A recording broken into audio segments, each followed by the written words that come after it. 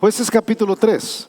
Te voy a decir que vamos a comenzar a hacer a partir del día de hoy. Hoy estamos iniciando realmente el estudio de los jueces en el libro de Jueces. Hasta este momento hemos visto una serie de detalles que son la antesala del libro de la historia de los jueces, pero ahora estamos comenzando en algo que con Steve estábamos diciendo, bueno, ¿cómo lo nombramos a esto?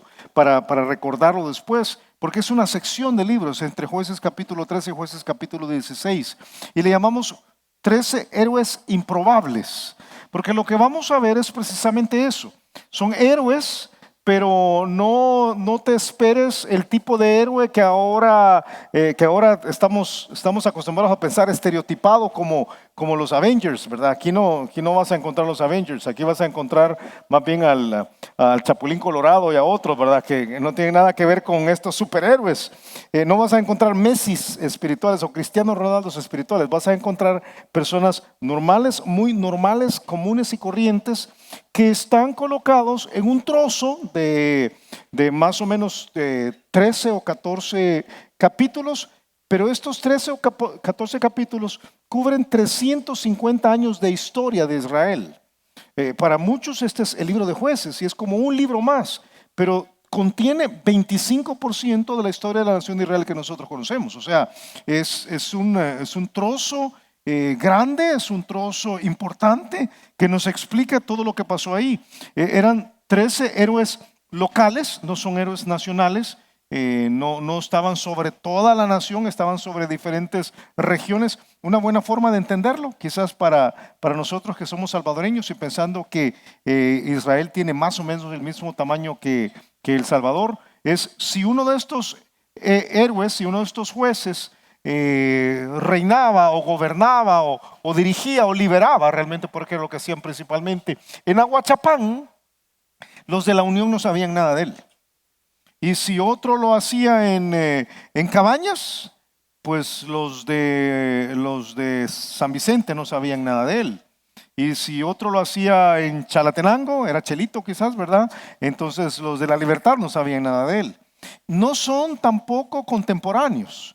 O sea, no es que suceden todos al mismo tiempo, sino que están repartidos a lo largo de la nación y a lo largo de los 350 años haciendo sus proezas. Muy humanos, y yo quisiera animarte que al estar estudiándolos nos sirvan a nosotros de ejemplo y nos sirvan también de inspiración. Yo creo que hay una parte de todo esto que es ser inspirados por la valentía de estos hombres. Cada uno tiene algo diferente que dar.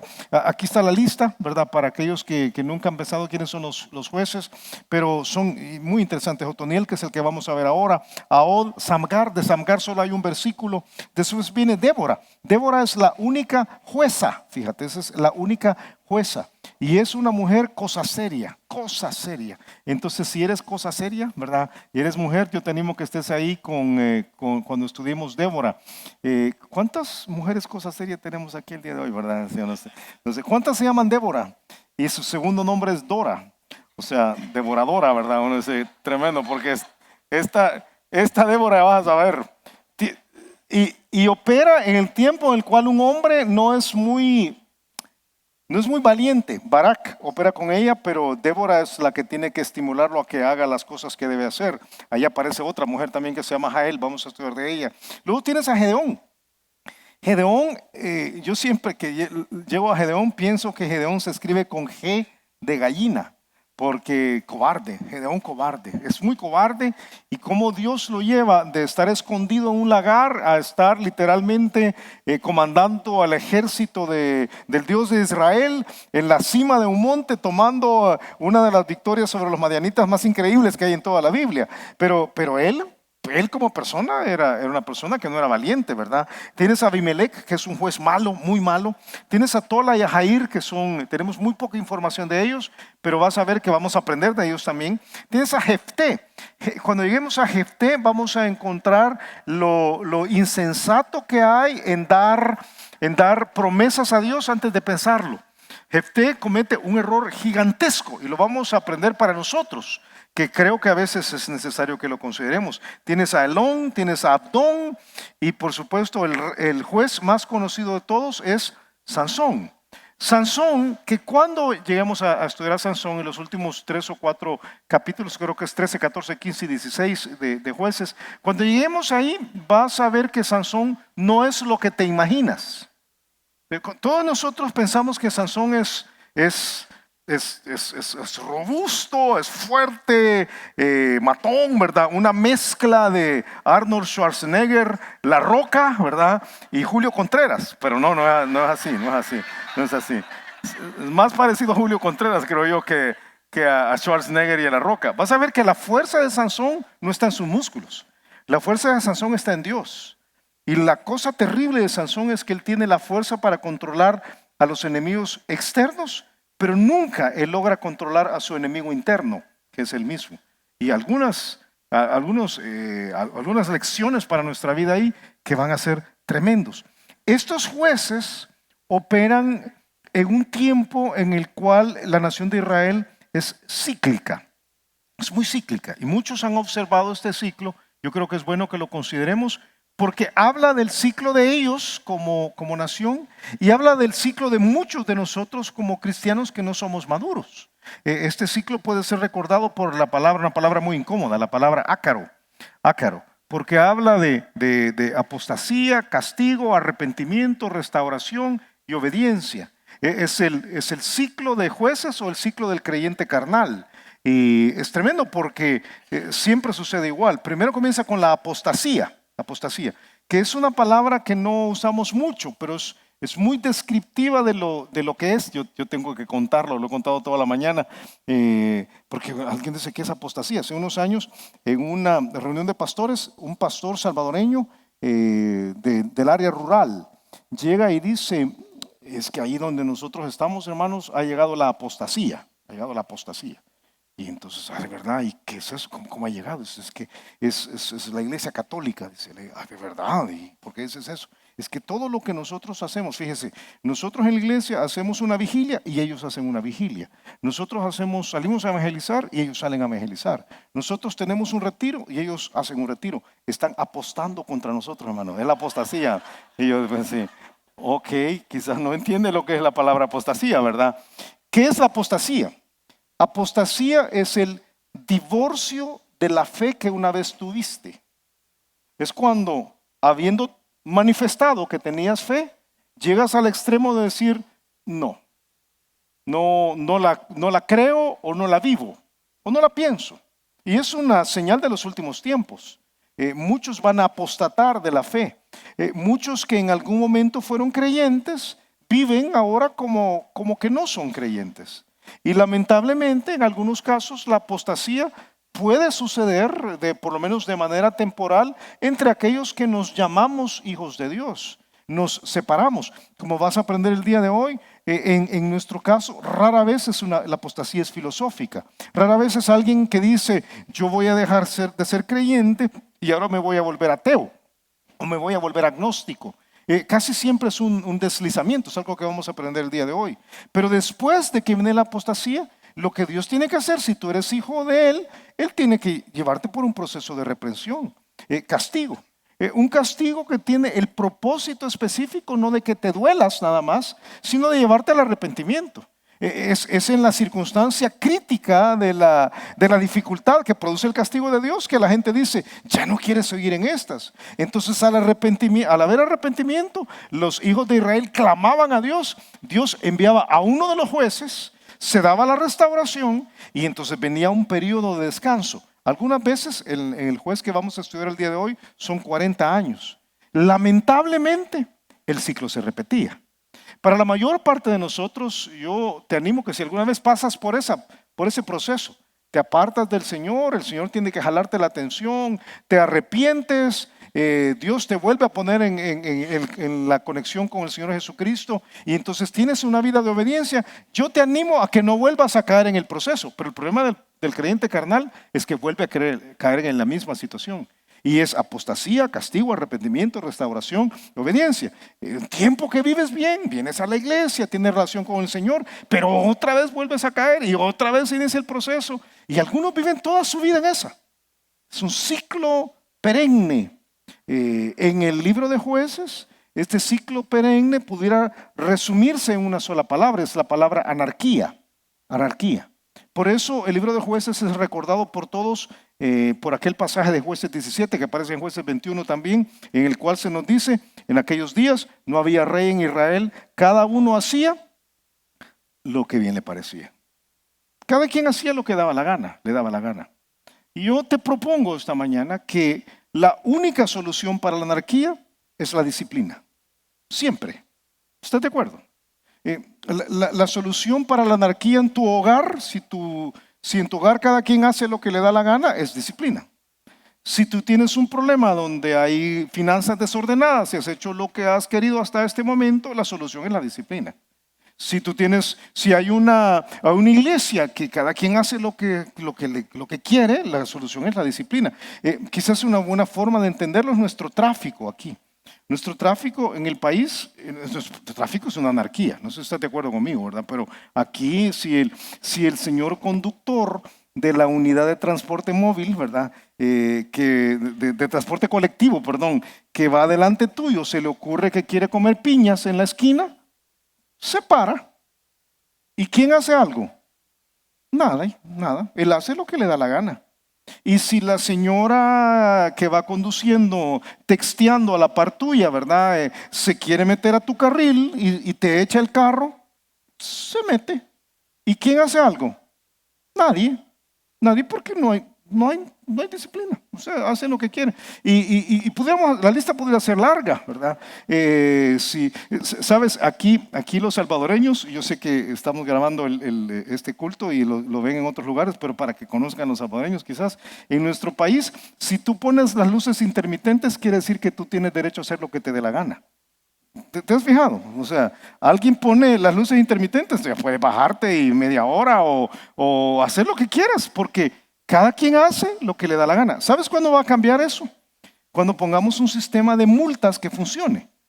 Cuando por meterte en el carril que no debes, haya un policía que realmente te ponga la multa que debe ser y termines pagando $50 o $100. Y entonces después de 2 o 3 veces ya no lo vas a querer hacer porque hay disciplina. Y si lo haces en 2 o 3 ocasiones te van a quitar la licencia por 1 año. Entonces ya no lo vas a querer hacer porque hay disciplina. Cuando hay disciplina, la anarquía termina. Pero cuando no hay disciplina, el problema es terrible. Lo mismo pasa en nuestra vida espiritual. Por eso Dios es un Dios de disciplina. Él no es un Dios de anarquía. En el libro de Hebreos se nos dice, porque aún no habéis resistido hasta la sangre combatiendo contra el pecado. Y habéis ya olvidado la exhortación que como a hijos se os dirige diciendo, hijo mío, no menosprecies la disciplina del Señor, ni desmayes cuando eres reprendido por Él, porque el Señor al que ama, ¿qué hace con el que ama? Dice, pero seguro la disciplina del Señor es nada más un proceso de observar. El Señor es como un papá moderno, ¿verdad? Piensas tú, Él no cree en la disciplina corporal, ¿verdad? Ha leído la ley Lepina, y entonces Él lo que hace es te pone en time out, ¿verdad? Él nunca haría algo para dañarte, pero dice la Biblia, dice, porque el Señor al que ama disciplina y azota. Y si tú vas a buscar en el griego dice azota. O sea, azota a todo el que recibe por hijos. Si no hay disciplina, hay anarquía. Y el libro de Jueces nos muestra cómo la disciplina de Dios tiene que ejecutarse contra aquellos que se apartan de Dios. ¿Qué sucede cuando tú y yo nos apartamos de Dios? Y yo creo que esta pregunta va a ser contestada de diferentes formas cuando vayamos viendo cada uno de los jueces. El día de hoy, en Jueces capítulo 3, versículo 7, vamos a ver al primero de ellos, vamos a ver a Otoniel y vamos a ver lo que sucedió con ellos. Y yo te pido que saques tus antenas, como te lo digo yo, aunque alguien me estaba diciendo el otro día, ya hoy las antenas ya no se sacan, Julio, ¿verdad? Ahora las antenas que existen ya son fijas, ¿verdad? Entonces pon tu corazón, ¿verdad? Pon mucha atención, trata de poner concentración porque es muy posible que lo que vamos a aprender el día de hoy sea necesario para ti específicamente. Tú que eres creyente de años, vienes a la iglesia, te sientas, Cualquiera que te observara diría, es un cristiano, es un buen cristiano, es un hermano que va a la iglesia, es una hermana que viene a la iglesia y entonces de seguro tiene una relación con Dios muy buena. Pon mucha atención porque lo que le pasó a los de Israel en Jueces capítulo 3 nos puede pasar a ti, me puede pasar a mí también. Jueces capítulo 3, versículo 7, comienza diciendo: hicieron pues los hijos de Israel lo malo ante los ojos de Jehová y olvidaron a Jehová su Dios. Por favor, subraya en tu mente esta frase. Y sirvieron a los Baales y a las imágenes de acera. Comencemos por la parte más básica y esta mañana te voy a ir llevando pedacito por pedacito. Lo que sucede aquí es un problema de rebeldía de parte de los israelitas para con Dios. Pero no es la rebeldía clásica a la cual estamos acostumbrados algunos de nosotros a pensar. O sea, no es rebelión, no es rebelión. Yo te propongo hoy que a veces somos culpables de rebeldía sin rebelión. ¿Cuál es la diferencia entre las dos cosas? La rebelión implica un acto consciente de levantamiento en contra de la autoridad. O sea, tú le dices a Dios, no quiero. Y levantas tu puño contra él y, como usé hace un rato la expresión que voy a usar en varias ocasiones, filosóficamente decides ir en contra de Dios. Pero no es lo que le pasó a ellos. Uno puede no rebelarse, uno puede no ser o no expresar una rebelión, pero sí ser rebelde. A todos nosotros nos pasa que tenemos hijos. ¿Alguna vez le has dicho a tu hijo, vete a acostar? ¿Y qué hace él? ¿Qué hacen la mayor parte de hijos? No se van a acostar. Pero ningún hijo te dice, ¿verdad? El hijo no te dice, no padre, yo no me voy a ir a acostar, me rebelo contra ti. Y si me llegas a decir algo otra vez, yo te voy a romper. No, nadie hace eso. ¿Qué hace el hijo? No hace caso. O sea, ahí hay rebeldía sin haber rebelión. Creo que es la razón, es parte de lo que hacemos muchos de nosotros. El libro de Hebreos lo explica así. Hebreos dice, habla de la responsabilidad que tenían los del Antiguo Testamento haber recibido instrucciones, y nosotros tenemos instrucciones más claras, dice, porque si la palabra dicha por medio de los ángeles fue firme y toda transgresión y desobediencia recibió justa retribución, ¿cómo escaparemos nosotros si descuidamos una salvación tan grande? Muchos leen esta frase y dicen, ay, se pierde la salvación. El pasaje no está hablando de la pérdida de la salvación. El pasaje está diciendo, nosotros tenemos la responsabilidad de la relación que se ha iniciado con Dios por medio de la salvación. Tenemos que cuidarla y podemos descuidar esta relación.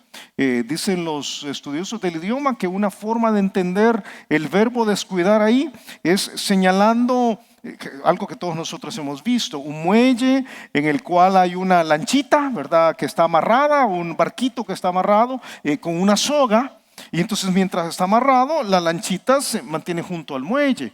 Pero si tú desamarras la cuerda, la soga que está ahí, ¿qué le pasa a la lancha? ¿Se hunde? No se hunde.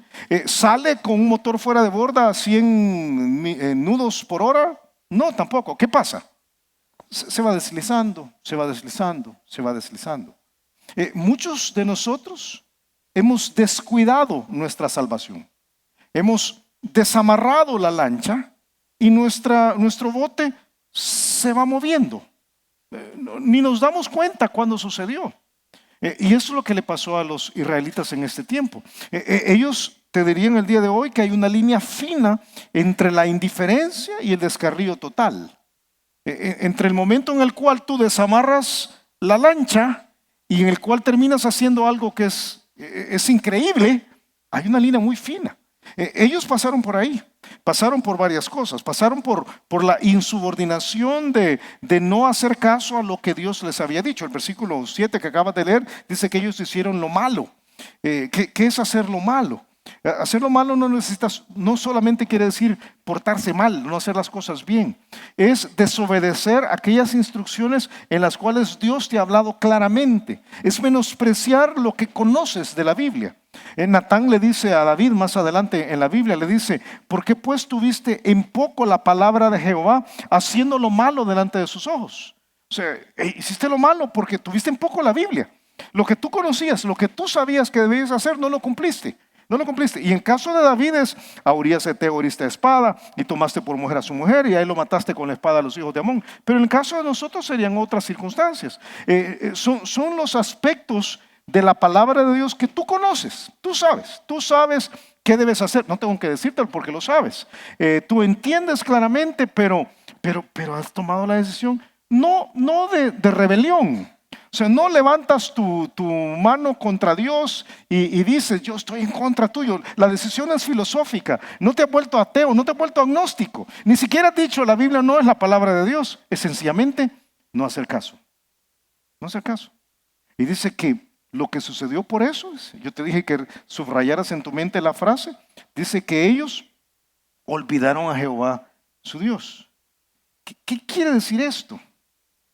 Porque no era, lo que no quiere decir, no era que tú ibas a llegar con un israelita y le ibas a preguntar, ¿te acuerdas de Jehová Dios? Y él iba a decir, no, ¿quién es ese? No es eso, ellos seguían teniendo su religión, seguían teniendo sacerdotes, seguían teniendo sacrificios, todo lo demás, pero se olvidaron de Dios en el sentido en que dejaron de tomarlo en cuenta. No lo tomaron en cuenta. Indiferencia es una buena forma de decirlo, indiferencia. Dios no era relevante. No era relevante para la realidad de todos los días. Aquí algunos tendrían que decir, o tendríamos que decir, lo mismo me pasa a mí. ¿Te vas a casar? Sí. ¿Y qué piensa Dios de eso tú? Pues no sé, no lo pienso. ¿Y te vas a ir del país? Sí. ¿Y qué piensa Dios de eso? Pues ni lo he considerado realmente. Mira, y vas a tener otro hijo. Sí, ya tenés 8.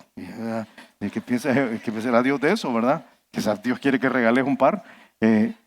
Pues no sé. ¿Y te vas a cambiar de trabajo? Sí, no sé. O sea, Dios es una figura religiosa, pero te olvidas de Dios para vivir la vida. Eso le pasó a ellos. Se olvidaron de Dios. Dios había dicho que esto podía suceder y que si sucedía lo que venía era una circunstancia crítica. En Deuteronomio capítulo 8, antes de entrar a la tierra les había dicho, mas si llegaras a olvidarte de Jehová tu Dios y anduvieras en pos de dioses ajenos, porque es lo que va a pasar en unos momentos, y les sirvieres y a ellos te inclinares, yo lo afirmo hoy contra vosotros que de cierto pereceréis. Mira, el problema de la mayor parte de personas que no tienen una relación con Dios hoy no es filosófica. Hay algunos ateos, pocos, y hay algunos agnósticos, pocos. Yo estoy convencido de platicar con algunos que ni siquiera lo han pensado muy bien. Pero hay muy pocos. Pero hay pocos, por otro lado, que tienen una relación genuina con Dios. ¿Dónde está la gran mayoría? Y la gran mayoría está en la posición de Israel en este momento. Se han olvidado de Dios. El libro de Salmos lo dice así, dice, el malo por la altivez de su rostro no busca a Dios. No hay Dios en ninguno de sus pensamientos. Esta mañana ando pensando en tráfico. Entonces, para ejemplificarte esto, ¿te ha sucedido a ti alguna vez que estás haciendo el rojo de un semáforo y la calle que está transversal frente a ti está en verde, por supuesto? Y entonces tú vas viendo cómo a tu izquierda se va llenando la calle, Y el semáforo se pone en amarillo y la persona que estaba aquí bloquea la intersección. ¿Te ha pasado? ¿Qué piensas en ese momento? El Señor lo bendiga, ¿verdad? Yo deseo para él que las lluvias de gracia caigan sobre su cabeza, ¿verdad? Y algunas veces citas algún salmo imprecatorio, ¿verdad? Que la ira de Dios sea derramada con fuego hasta que yo me quite. ¿Qué hace el que está en el carro tapando? Dime si no es cierto, que lo que hace es, se sienta y no te vuelve a ver. Porque él sabe lo que está haciendo. Él sabe que en el momentito en que te vuelva a ver,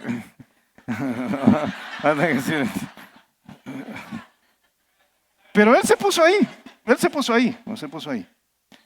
Yo te propongo el día de hoy que es lo mismo que hacemos con Dios. Es exactamente lo mismo. Hacemos lo que no debemos y acto seguido no pensamos en Dios.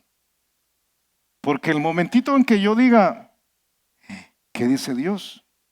Dios me va a decir que tengo que hacer un cambio. Y yo no quiero eso. La cosa más simple entonces es no pensar en Dios. Es no pensar en Dios. Sacamos a Dios por completo de nuestro pensamiento. Y lo que viene es terrible.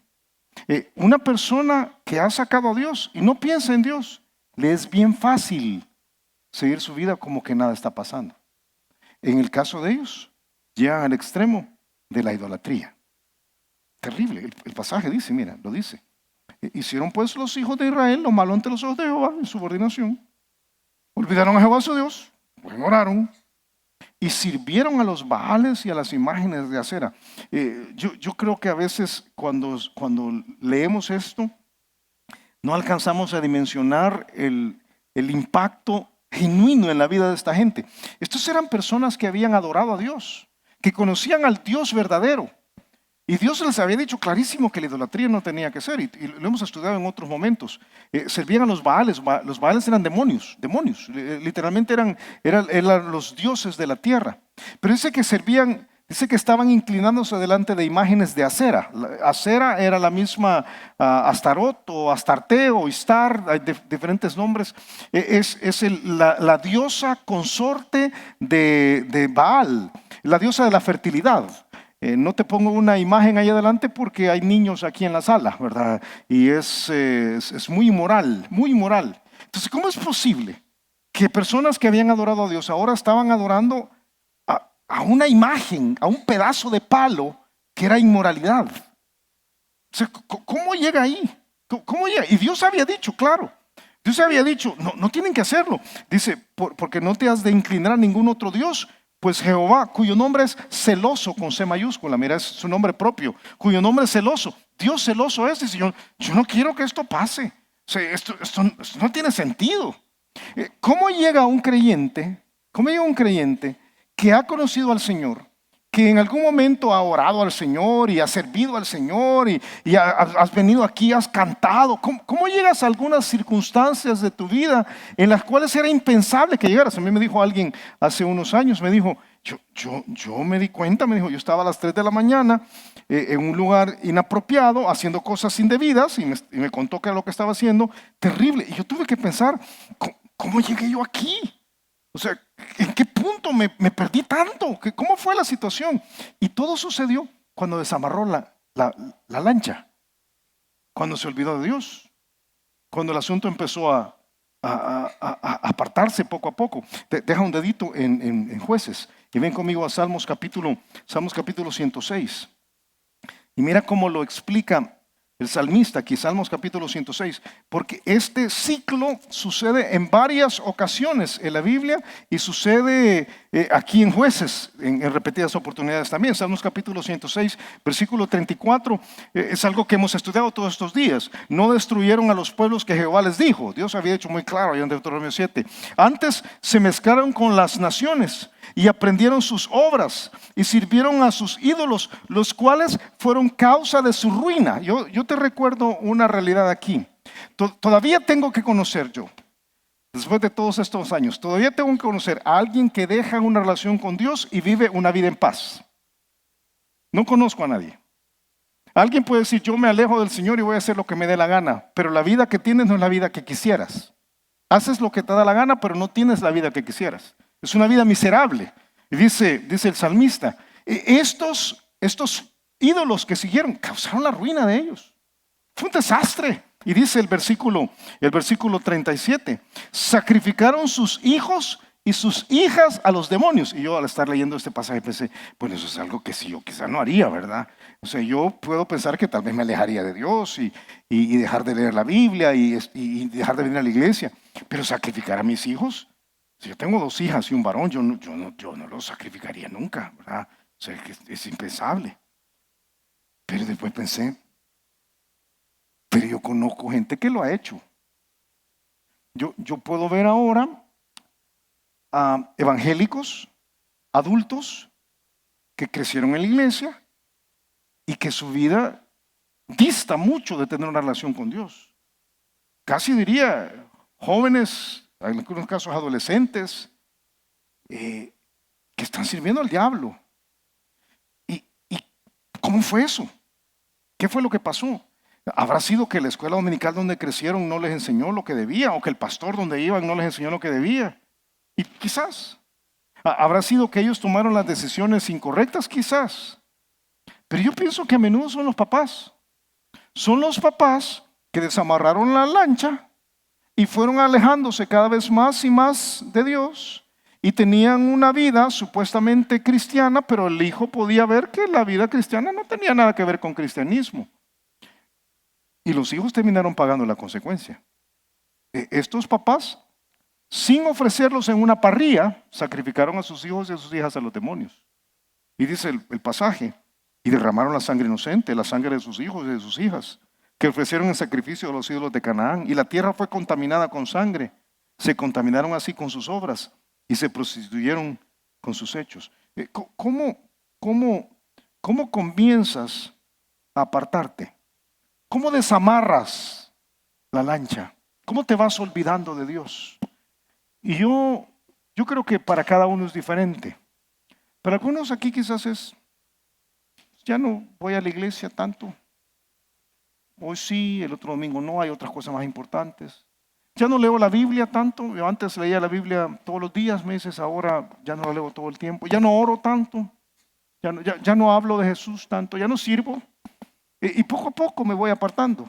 Y poco a poco Dios se vuelve menos relevante. Y poco a poco lo consultas menos y poco a poco te inquieta menos si Él está de acuerdo o no está de acuerdo, hasta que un día estás a las 3 de la mañana en un lugar totalmente un desastre. Esto fue lo que le pasó a ellos. El desvío se inicia cuando Dios pierde el lugar central en tu corazón. Y yo quiero animarte, mi hermano, porque no necesitas ejercitar rebelión para tener rebeldía. Hay mucha rebeldía pasiva entre nosotros. Señor, yo no te hago caso. Y el asunto termina mal. Ahora, ¿cómo reacciona Dios? ¿Cómo reacciona Dios? Jueces capítulo 3. Acuérdate que es el hijo de Israel, es el hijo de Dios. ¿Qué dice el versículo 8? ¿Qué dice la primera frase del versículo 8? Y la ira de Jehová se encendió contra Israel. Mira, si tú eres el hijo de Dios y hay rebeldía, siempre hay represalias. Siempre. Si no hay represalias de parte de Dios, dice el libro de Hebreos, un pasaje que no te leí hace un ratito, pero que está a continuación del trozo que cité, dice, de la disciplina todos hemos sido hechos partícipes, pero si se te deja sin disciplinas, entonces eres bastardo. Esa es la frase que usa, bastardo. Y uno dice, Julio, qué palabra más fuerte esa en la Biblia. ¿Y por qué Dios dice que alguien sería bastardo? Es que bastardo quiere decir alguien del que no se conoce el papá. Dios está diciendo, Dios dice, si yo no disciplino, yo no soy el papá. Yo no sé quién es el papá, pero yo no soy el papá. Yo tengo 3 hijos, yo decía hace un ratito, ¿verdad? Tengo 2 hijas y un varón. Y ellos aprendieron temprano en la vida que si ellos hacían algo malo, pues inmediatamente había una reacción de parte de los papás, ¿verdad? Sacábamos una varita y teníamos una conversación dinámica con ellos, ¿verdad?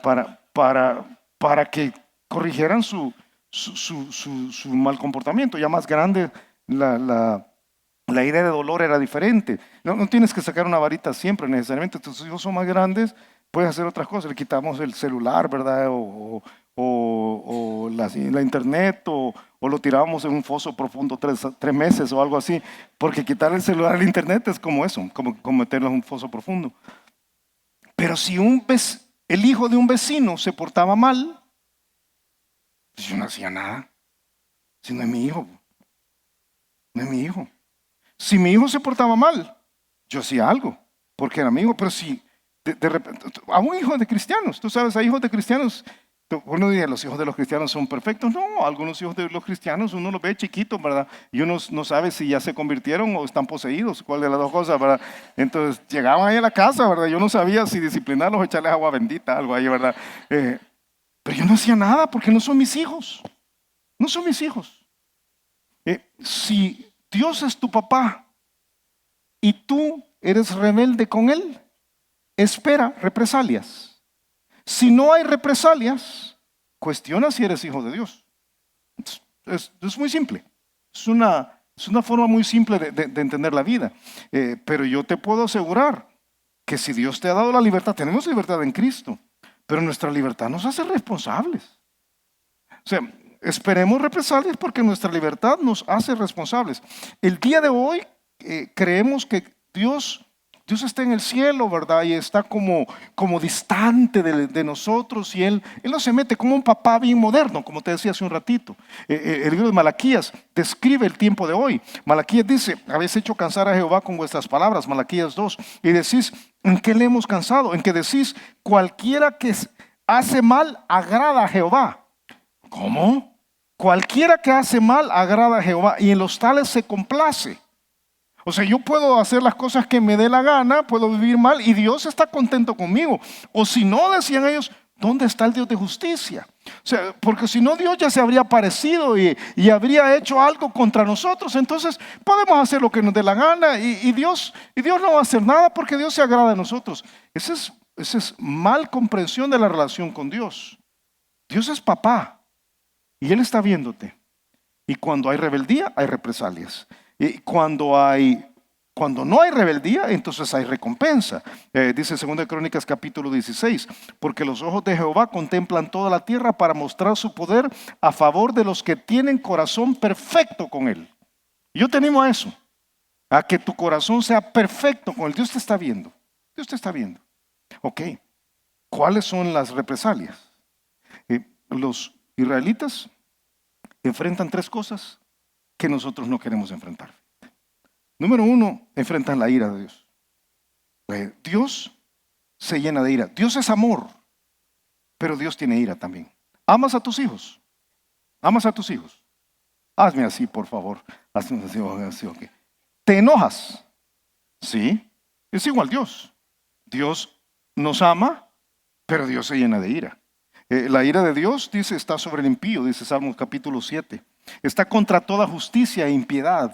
Cuando algo injusticia e impiedad, cuando algo incorrecto se hace en nuestro país, Dios se llena de ira. Está sobre los hijos de desobediencia, dice Colosenses capítulo 3, y está sobre quienes no deciden creer en Cristo. Por eso al final de este estudio yo voy a hacerte una invitación para que decidas creer en Jesús. Porque mientras no creas en Jesús, la Biblia dice en Juan capítulo 3 que la ira de Dios está sobre ti. Y es terrible.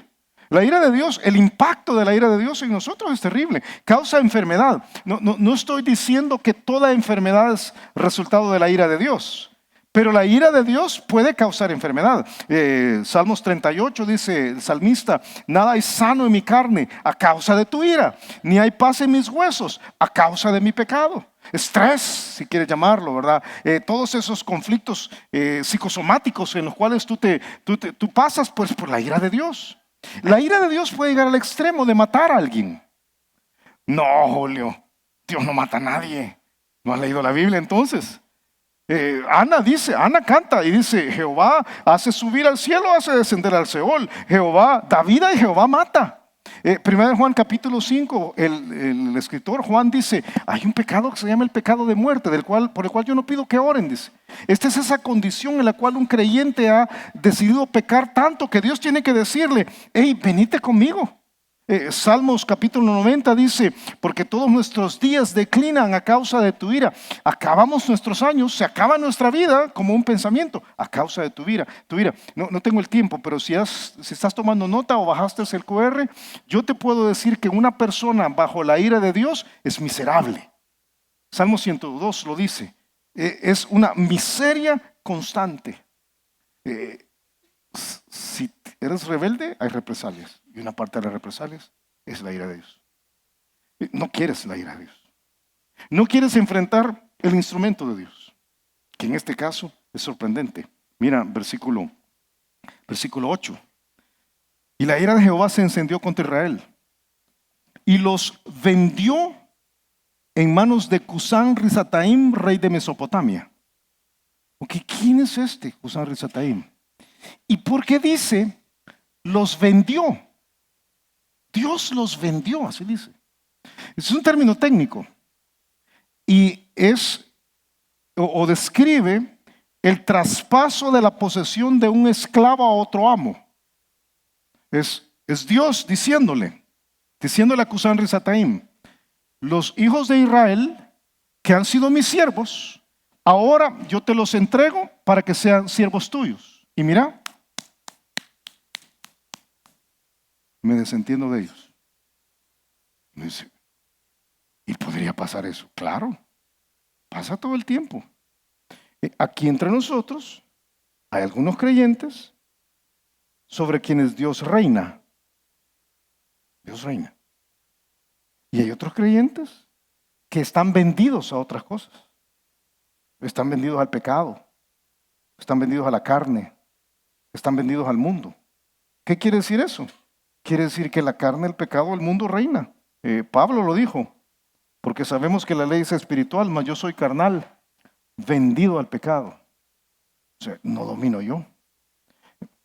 ¿Quién es este Cusán Risataim?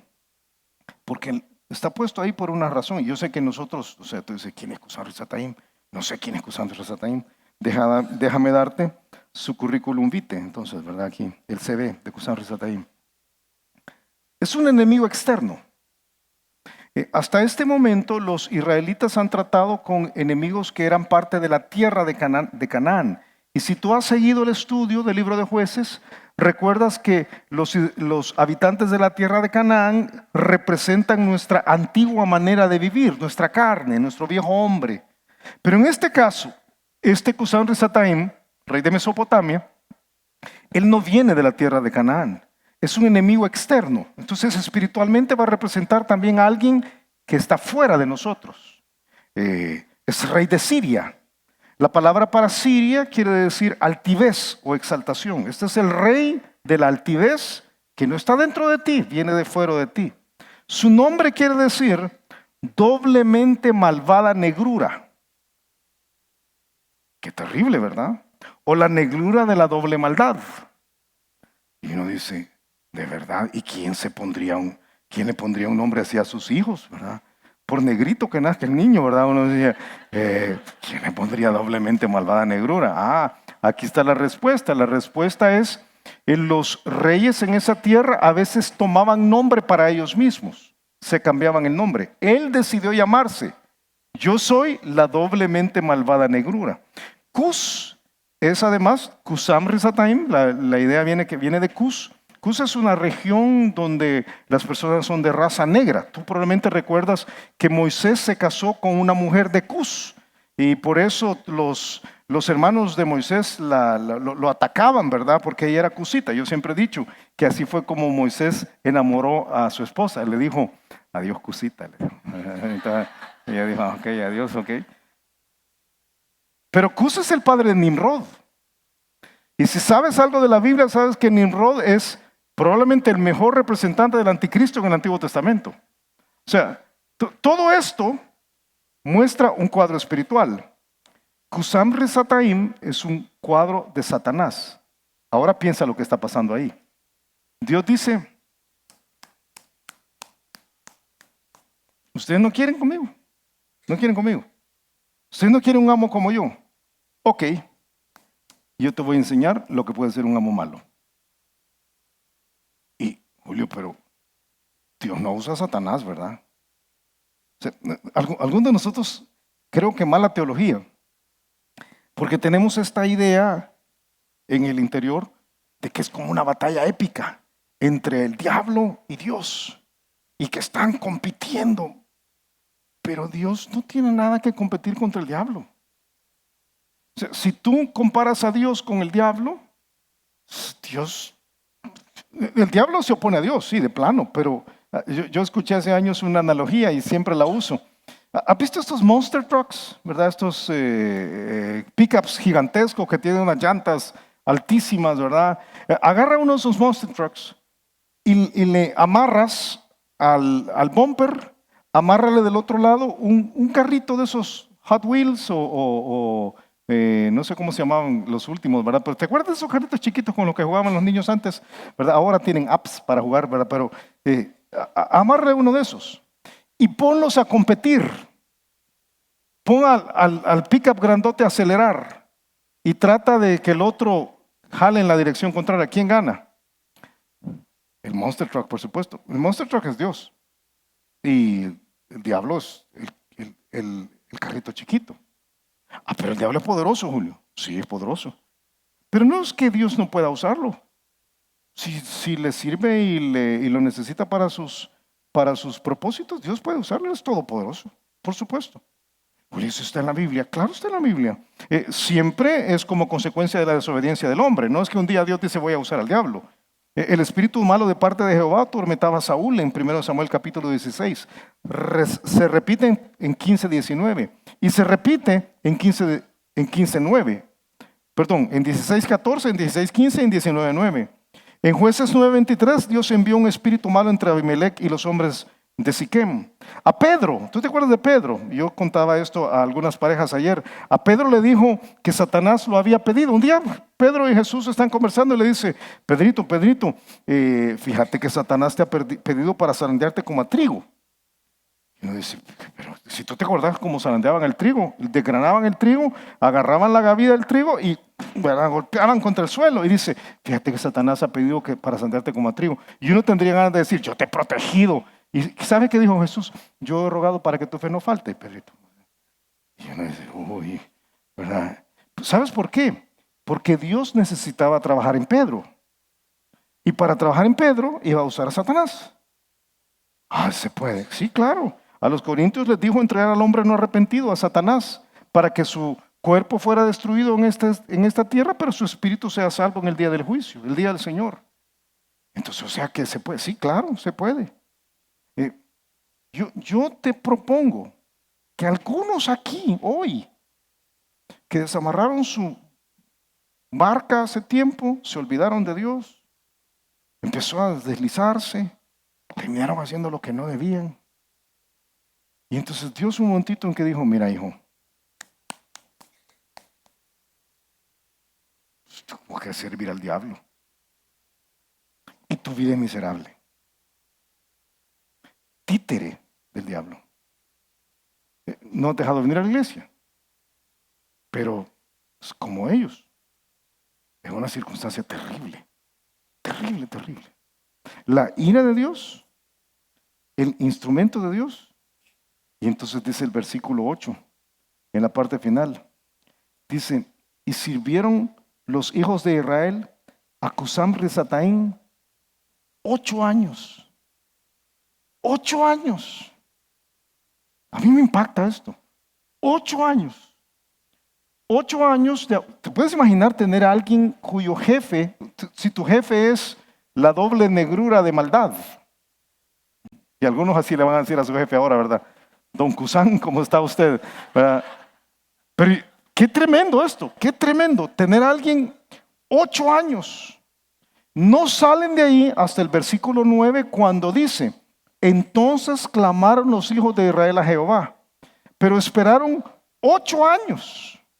Y alguien me diría, Julio, pero quizás es porque 8 es el número de nuevos comienzos.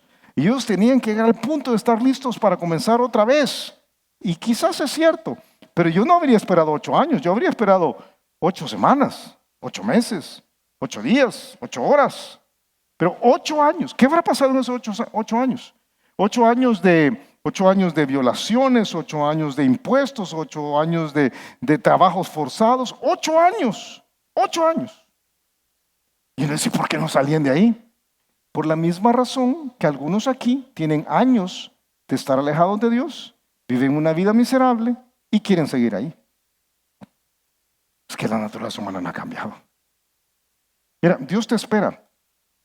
Él siempre está listo para librarte. Y si es tu caso, si tú estás en una circunstancia dificilísima hoy y no la puedes andar contando por todos lados, pero tú sabes, la vida no funciona. Tú te llamas cristiano, pero la vida no funciona. Hace años dejaste de tomar a Dios en cuenta.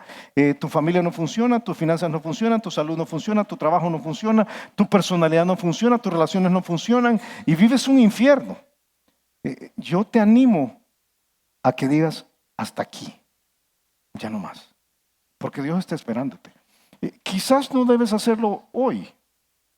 Quizás tenga que esperar a estar a las 3 de la mañana, como me dijo esta persona, a las 3 de la mañana en el lugar equivocado, haciendo las cosas equivocadas con las personas equivocadas. Y diciendo, hey, yo no puedo seguir con esto. Una de las promesas que Dios le había hecho a la nación de Israel, en Deuteronomio capítulo 4, había sido: Jehová os esparcirá entre los pueblos y quedaréis poco en número entre las naciones a las cuales os llevará Jehová, y serviréis ahí a dioses hechos de manos de hombres, de madera y piedra, que no ven, ni oyen, ni comen, ni huelen como esto. Mas si desde ahí buscares a Jehová tu Dios, lo hallarás. Si ahí estando en esa circunstancia imposible, si aún ahí separado, quizás en una circunstancia terrible, ¿verdad? Descarriado completamente, si ahí buscas a Dios, Dios te está esperando, lo hallarás. Y la clave es, si lo buscares de todo corazón y de toda tu alma. Y eso fue lo que pasó aquí, fíjate. Gracias a Dios, en Jueces capítulo 3, en el versículo 9, dice: entonces clamaron los hijos de Israel a Jehová, y Jehová levantó un libertador a los hijos de Israel y los libró. Esto es a Otoniel, hijo de Cenaz, hermano menor de Caleb.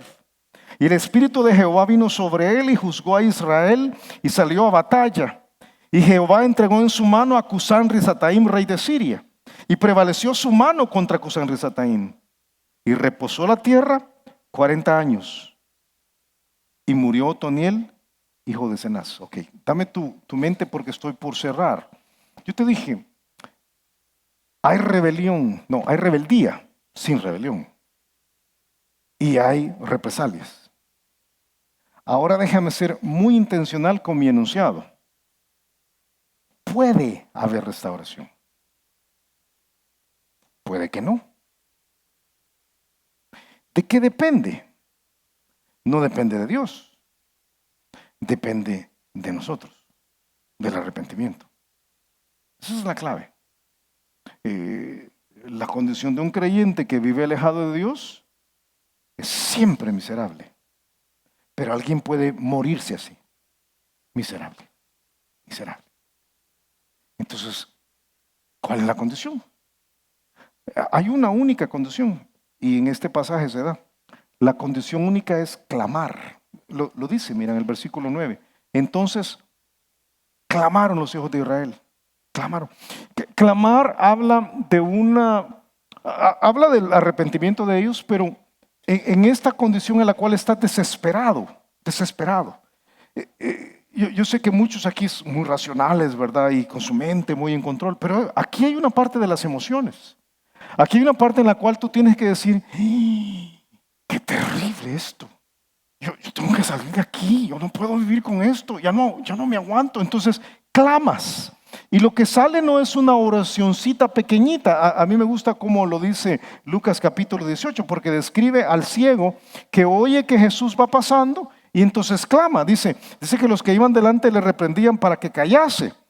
Pero él clamaba mucho más. Y me encanta la gramática, ¿verdad? Los signos de admiración nos dicen que el ciego no dijo ahí, no dijo, Hijo de David, ten misericordia de mí. ¿Cómo crees que dijo? ¿Cómo crees que lo hizo? Yo creo que él dijo, yo no grito, entonces, pero yo creo que él dijo, Hijo de David, ten misericordia de mí, yo estoy pasando por eso, ayúdame. Esto es clamar, es la disposición a decir, Señor, ya no aguanto, ya no quiero seguir en esto, sácame de aquí, por favor. Y Dios nunca se resiste a un corazón que clama, nunca. Los israelitas en Egipto clamaron y sobre Dios el clamor de ellos por su servidumbre, y entonces dijo, ahí les va Moisés. Moisés clamó al no ver agua buena, y entonces Dios les mostró un árbol para sanar las aguas de Mara. Dios prometió oír el clamor del menesteroso en Éxodo capítulo 22, y David dijo, con mi voz clamé a Jehová y él me respondió de su monte santo. Podríamos ir a docenas de pasajes donde alguien clama y dice, Señor, ayúdame, Señor, y Dios está ahí siempre. Dios está listo para meterse. Dice que los ojos de Jehová están sobre los justos y atentos sus oídos al clamor de ellos. Ahora, fíjate, dame tu mente aquí. Porque la contestación de Dios, la condición es única, es clamar. Pero la contestación también es única. tú necesitas un libertador. Tú no necesitas un cambio, no necesitas un cambio conductual, hijo. No. Tú necesitas un libertador. Necesitas a Otoniel. Ahora, Otoniel desde la perspectiva humana es tremendo juez. Es valiente. Es hombre valiente. Él se para, lo acabamos de leer, se para delante de Cusán Risataim y le dice, ¿quién sos tú? ¿Quién sos tú para estar en contra de Dios? La misma de David, ¿te acuerdas? No, hombre, yo tengo una relación con el Espíritu de Dios y te vamos a vencer. Y él es el hombre valiente que dice que siendo una persona normal, toma las riendas de todo y se pone en el vallado. A mí me encanta este pasaje de Ezequiel 22. Busqué entre ellos hombres que hiciese vallado y que se pusiese en la brecha delante de mí a favor de la tierra para que yo no la destruyese. Y en el libro de Ezequiel dice, y no la hallé. En el libro de Jueces dice, hallé a Otoniel. Yo me temo que el día de hoy no hallaría muchos. Una reflexión muy humana aquí. Nos faltan hombres valientes y mujeres valientes que ante las circunstancias digan, hey, yo voy a ser usado por Dios. Déjame contarte una historia que yo no estoy seguro si la he contado recientemente, pero cuando yo pienso en valientes, pienso en un hermano que yo conocí hace muchos años en la iglesia bautista Miramonte. Yo crecí ahí toda mi infancia y ahí había un diácono, hermano de apellido Leiva, él ya está con el Señor, que era todo un personaje. Un hombre de fe, pequeño, robusto, pelo corte militar, zarco. Estamos en la guerra y un día al templo, un templo pequeño que estaba ahí en la colonia de Miramonte en aquella época, una noche entra una persona, un hombre borracho con una granada en la mano. ¿Qué habrías hecho tú? Una granada. ¿Sabes qué hizo este hermano? Se levantó, se acercó a él y lo atenazó, lo abrazó y lo atenazó y lo dejó así, ¿verdad? Y entonces lo cargó en vilo y lo sacó del templo y lo atravesó la calle y nosotros de lejos, ¿verdad? Viendo qué hacía. Y entonces se puso a hablar con él y al ratito vimos que venía con la granada. Y entonces dijo, ay, me cuidan esto, dijo, por favor. Ok, ¿verdad? Y que quede. Y ya vengo. ¿Y se va a ir usted? Sí, ya vengo. ¿Y dónde va? Lo voy a ir a tirar a un barranco. No, digo, lo voy a llevar a la terminal, dijo. Ya regreso. Y al rato regresó. Y yo pensé, este hombre valiente. No hay muchos así. Otoniel, uno diría, este hombre valiente. Pero Otoniel tiene algo más tremendo. Otoniel es un cuadro de Cristo.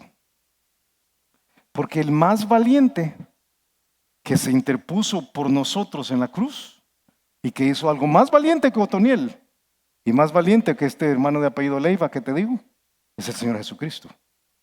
Y necesitas de libertador. Hemos estudiado de Otoniel, por eso no voy a entrar en detalles de él. Él es aquel, si has seguido el libro de Jueces, que se casó con Axa, la de precioso andar, que la Biblia habla de que su nombre quiere decir tobillera, y es un cuadro de la iglesia que estuvo dispuesto a liberar el título de propiedad de aquella ciudad, Kiriat Sefer, Kiriat Debir, y entonces el león de la tribu de Judá. Él es Cristo. Porque lo que tú necesitas, fíjate, no es una solución conductual. Necesitas a un libertador, a un valiente. Ese valiente es Jesús. La solución siempre es Jesús. Siempre. Entonces, si tú te has ido alejando, aquí hay algunos que rompieron las amarras, poquito a poquito. Dios ya no es relevante. Estás adorando lo que no debes adorar. Títere del diablo. Y dices, ya no aguanto. La solución es Jesús. Y yo te pido que hoy clames por esa solución. Hay una salida conductual, claro. La Biblia dice en Hebreos 12 Levantad las manos caídas como consecuencia de la disciplina, y las rodillas paralizadas, y haced sendas derechas para vuestros pies, para que lo cojo no se salga del camino, sino que sea sanado. Claro, hay soluciones conductuales, pero no funciona si Cristo no está en tu vida. Vamos a orar. Yo te pido que agaches tu cabeza, cierres tus ojos. Y Padre, Señor, tú conoces a cada uno de los que estamos acá. Si hemos descuidado nuestra salvación, si nos hemos olvidado de ti, si hemos llegado a extremos que no habríamos considerado, si el diablo está en control y si estamos listos para salir de ahí. Señor, háblanos. Con la cabeza agachada, los ojos cerrados. Yo quiero hacer dos invitaciones hoy. Una tiene que ver contigo que no tienes una relación con Jesús. Y quizás has sido católico toda la vida, evangélico toda la vida, bautista, todo eso no tiene nada que ver. Pentecostal, eso no tiene nada que ver. Pero sabes que no tienes una relación con Jesús.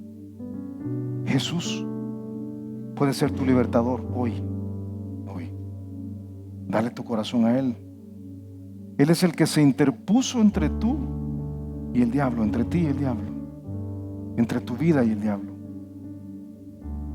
Dile esto, dile: Señor, dile, te abro la puerta de mi corazón, Señor. Te pido perdón por haberte sacado de mi vida, Señor.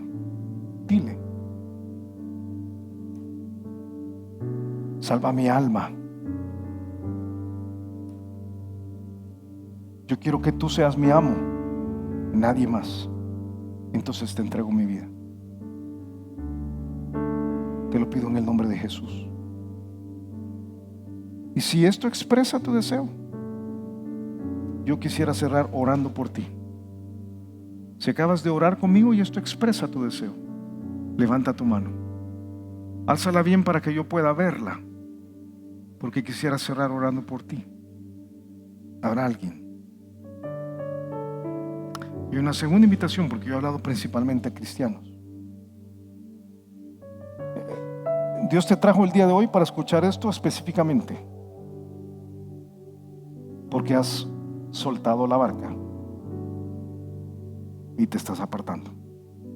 Toma una decisión antes que sea demasiado tarde. Nosotros nos ponemos en tus manos, Señor. Pedimos de tu presencia. Señor, déjanos digerir esto que estamos estudiando y aplicarlo a nuestras vidas. Que tu Espíritu Santo lo aplique a nuestra realidad. Eso es lo que te pido, Señor. Y bendícenos como iglesia. Bendice las ofrendas y los diezmos que estamos por tomar. Tú sabes cuánto las necesitamos para seguir adelante con lo que tú nos has encomendado, Señor. Y yo te pido por eso que bendigas al dador alegre, que le multipliques el corazón a aquellos que están dispuestos a empujar el reino, Señor. Nosotros nos ponemos en ti, Padre. Lo hacemos en el nombre de Jesús. Amén.